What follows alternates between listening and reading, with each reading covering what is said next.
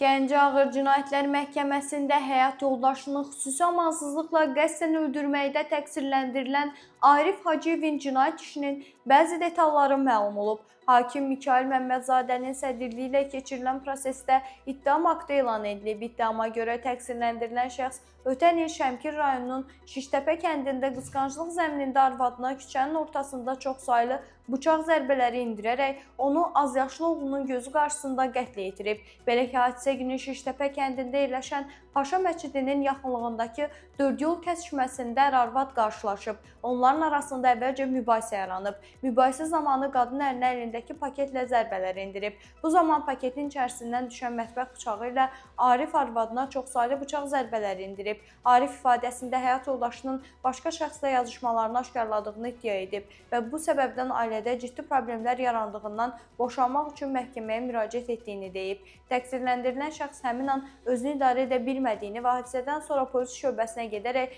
könüllü təslim olduğunu söyləyib. Onun sözlərinə görə hadisə yerini tərk edərkən həyat yoldaşı və oğlu ev istiqamətində hərəkət ediblər. Sonradan qadının xəstəxanada vəfat etdiyini öyrəndiyini bildirib. Təqsirləndirilən şəxsə Cinayət Məcəlləsinin 120.2.4-cü maddəsi ilə ittiham verilib.